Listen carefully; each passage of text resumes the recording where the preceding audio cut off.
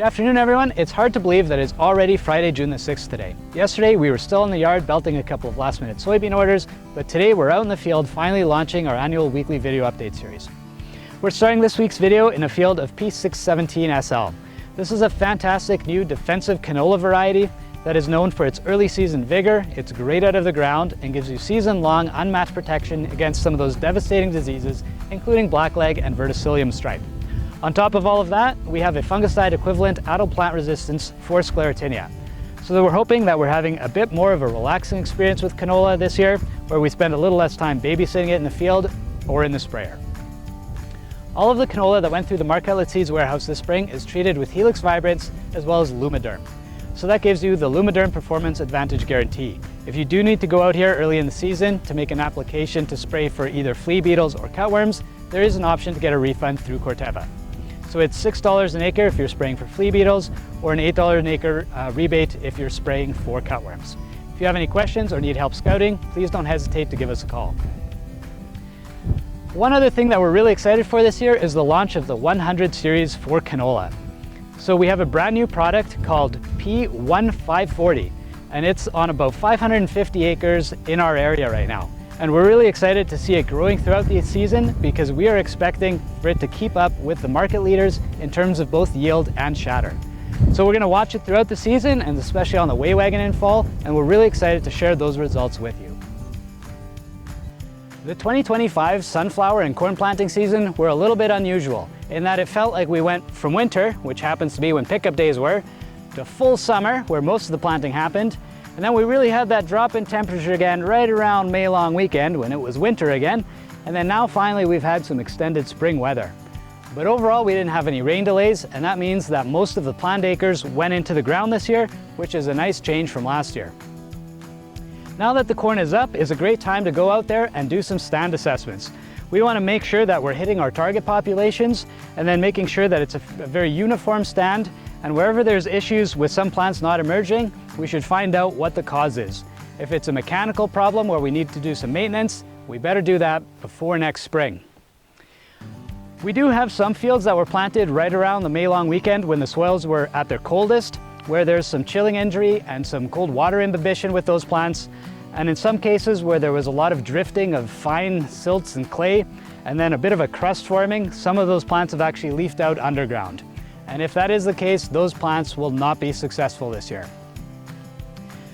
Finally, we also want to make sure that we pay attention to crop staging, especially now that we're in that full herbicide application time range. We want to make sure that if we are using some dicamba products like Ingenia or Extendamax, that we spray that on corn before it reaches 8 inches tall. The crop behind me here is basically staged out already, so it's going to go very quickly. So that is a synthetic auxin, a growth disruptor, and we have seen some cases last year where higher rates were used too late in the season, and there's going to be some significant yield damage. So make sure that you follow all of the label instructions when applying those herbicides this year. And if you have questions about them, we are happy to answer the phone and try to answer them to the best of our abilities. With warm soils and good growing conditions, the soybean crop throughout the area is off to a great start. The one caveat here is that there are a couple of fields where there's some stand issues in terms of emergence, and in most cases it was extremely dry during planting, and there's actually some seed that was stranded above moisture. So in those fields we're really still waiting for that good soaking rain to get the last of the plants out of the ground. For 2025, all of Pioneer soybeans are on the Enlist E3 herbicide tolerance program. That means that we have tolerance to glyphosate, 2,4-D-choline, as well as glufosinate. So the product there would be Liberty 200SN. The thing to remember about this is that it's all about flexibility. So the first thing you need to do before making any spraying decisions is walk those fields and find out what kind of weed spectrum that you're dealing with. In this particular field, there are some overwintering perennials, including dandelions, as well as a lot of annuals that have come out, and that includes lamb's quarters. There's quite a bit of ragweed in this field, as well as kochia, and kochia is the weed that we're getting the most questions about.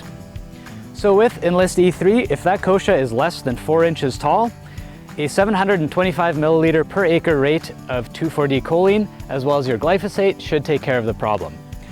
Once that kochia gets over 4 inches tall, it's starting to branch at the base, as well as getting a bigger taproot. Control of these plants is going to be a little more difficult. Kochia, as it gets bigger, also gets a lot hairier on the leaves, and it's very hard to get good moisture and herbicide into those plants. So this would be a great opportunity to use the Liberty 200 SN, and you can tank mix that with 2,4-D, especially if those kochia plants are getting really tall. And then in that tank mix, you also want to add in your AMS. So that's 2 to 2.4 liters per acre as well. And that'll really burn down these kochia plants so that they will be dead before making your second spray application. And if you have any escapes at that point, there's still a lot of flexibility in terms of what to use on a second pass. The last thing to note about the soybeans here is that we do have one new variety, that's P007 Z82E, that we're really excited to see in our PKPs this year. We're excited to see what it looks like and to share what we're seeing with you in the videos. And one last note for this video, I'd like to thank Fred Winkler for his tenacious efforts on running the return truck and trailer this spring. As you can see, we've got a lot of it in the yard here. And just a reminder to all of you that our return deadlines for pro boxes, pallets, and any unopened, undamaged bags of seed will be next Friday. That's Friday the 13th.